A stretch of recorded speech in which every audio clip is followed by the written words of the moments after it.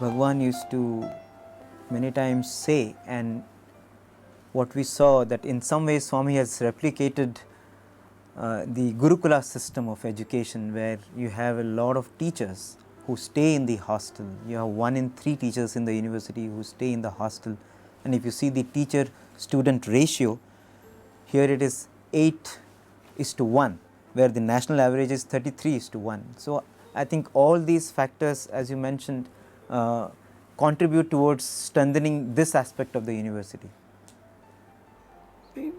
It is true. The favorable teacher-student ratio is one part of it. The stay of some of the teachers in the hostel also gives ample opportunities for the students to interact with the teachers. And the teachers' lives themselves there become something to be emulated by the students. The practical way in which the teachers conduct themselves worthy of being, let us say, occasionally appreciated by Swami. All that are conducive to making teachers as role models for the students. Value education is not taught. It is what we as individual students see and get inspired. Yes. If you see a teacher who is just living the way in which we think the highest principles must be followed, I think there is no need for him to talk to us about value education. Yes. He is himself the moving embodiment of a life well lived in accordance with the highest principles. So that's why the role of the teachers who spend time in the hostel becomes very important. At the same time, we see that the university in no way has not lived up to the standards in terms of its academic performance, because you have the NAC accreditation committee. Yeah, I think from the beginning the idea was that there should be academic rigor. That is why you started the institute with the holding of entrance exam, because the students come from different parts of the country and there are different state boards and the central board of studies from which students come, and in order to enable them to really enter the university, the institute wanted a selection process. This is about nearly 35 years back, when many of the universities, because are run by states, they are all within the state. Of course, these the central government institutions have this nationwide selection procedure, common entrance test and things like that. So from the beginning the idea was that if students come from different parts of the country, it would be better to have an entrance test and then sort of see what is the quality of students. And I think over these years the selection procedure has really enabled the selection of students who are able to acquit themselves well during the rigorous educational processes which they go for 3 years or 5 years or beyond. So the emphasis is always on maintaining the academic rigor of the institution. In the early days, the boards of studies and the academic council consisted of very well-known academicians from the Indian Institute of Science, the Indian Institute of Technology, and some very well-known leading universities. The idea was to have their experience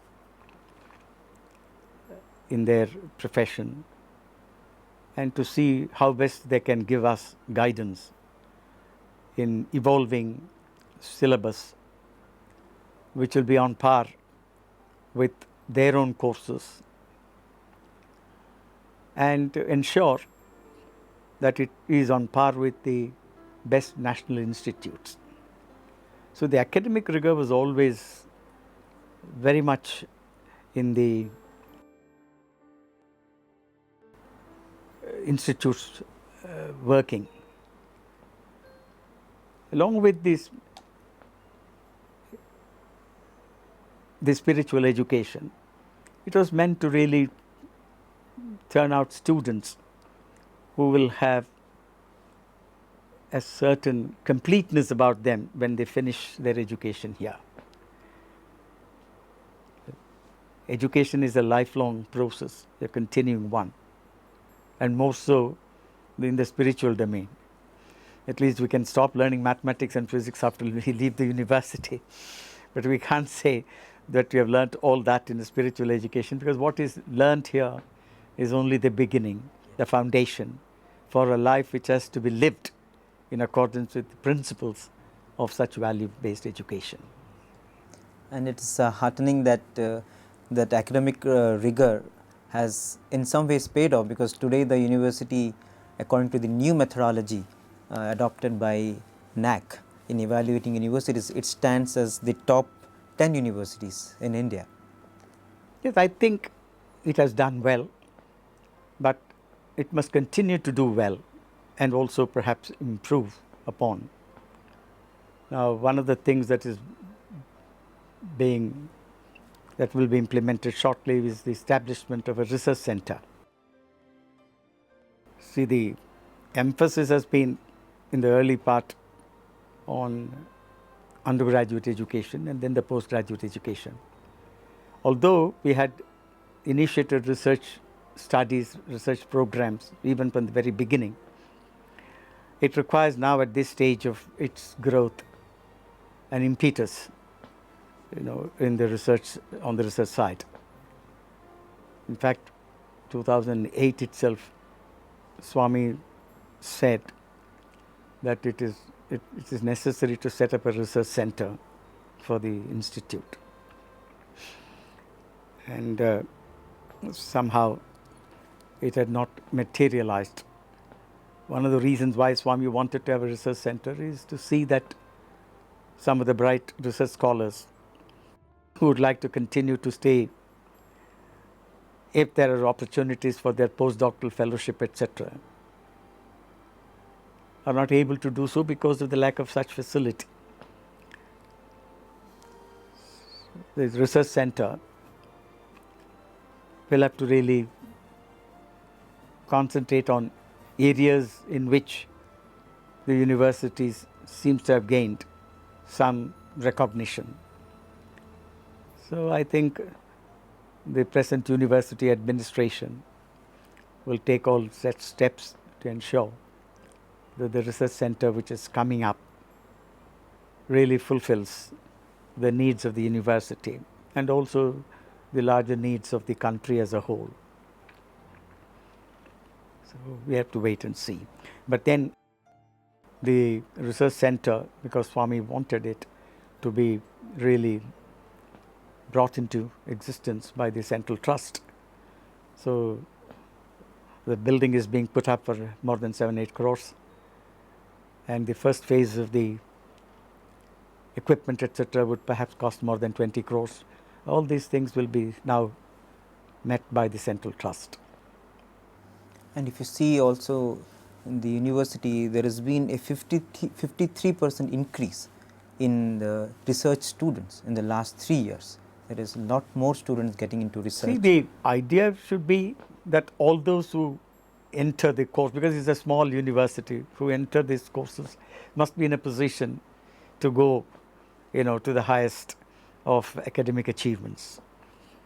Good if those people who enter the BCom honors or the BSc honors or the BA honors are able to continue their postgraduate and beyond that to do research. And especially in the fields of science, it will be good if all of these people are in a position to continue in their respective areas, higher research work in this university. And what is also very heartening is you see in the recent past collaboration between the university and the hospital in research work. In 2012, you had the chondrocyte cell culture laboratory opened in the hospital, and there is a lot of research happening in diabetic retinopathy, in regenerative medicine, in tissue engineering. So you have the Department of Biosciences, Department of Chemistry working with the departments in the hospital. That is something very. It's a welcome move, and I think both the super specialty hospitals and the university will continue this type of interaction and map out areas where they can jointly do further research. It will be a good thing. And you see that the visiting professors who used to come to the university when Bhagwan's physical presence was there, that has also continued. Even today you have nearly 126 visiting professors coming from different corporates, from different disciplines, and teaching, and almost staying for a semester and giving their time and experience. True. I mean, one of the things that had been that was a feature of this university was the availability of good academicians from both within the country and from overseas, and the tradition is continuing. And I think students have the benefit of the knowledge and the expertise of people working in their areas from within the country and from abroad. It's a good tradition to be maintained, to be continued.